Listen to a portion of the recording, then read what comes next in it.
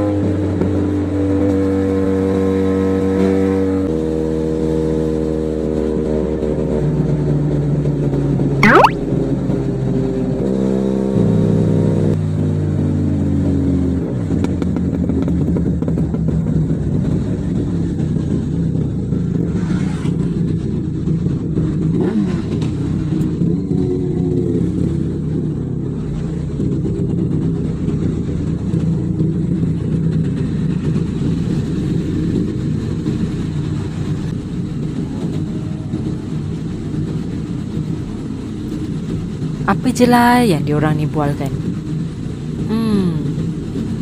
Diorang ni selain dari pantang nampak lampu hijau, dia pantang berhenti. Berhenti je mesti nak bercakap. OMG, my battery is about to die. Aku lupa tukar bateri tadi, so tak ada footage kita orang ke Mi Bandung. And kita orang tak dapat makan situ sebab sangat-sangat pack. Terus tukar plan pergi Mi Bandung Hanifah. But also sadly to inform, Hanifah pun pack gila. Queue panjang macam kena patuk ular. So kita terus ke Tanjung, tegakkan pinggang kejap. Setelah diperbincangkan and diperhalusi, kita orang decide pergi cendol di Raja je. Kedai cendol motor Ajib rosak hari tu. Ada video dia, Benelli 752S.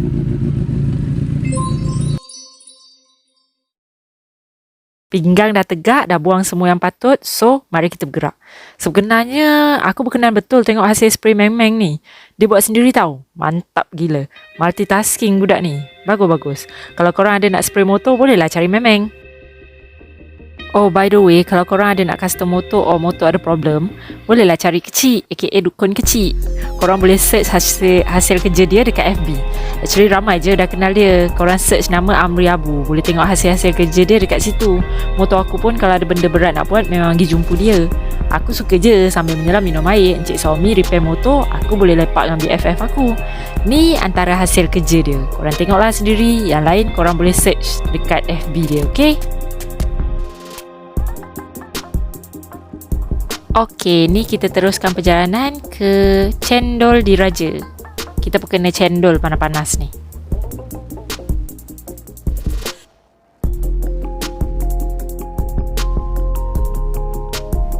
Video aku sampai kat sini dulu. Nanti kita sambung lagi, okay? Ada satu part last lagi. Aku nak kena rojakkan cendol dulu. Subscribe tau, jangan tengok je. Untuk semua mangsa banjir di luar sana, aku doakan semoga semua urusan korang dipermudahkan. Amin. Be strong, okay?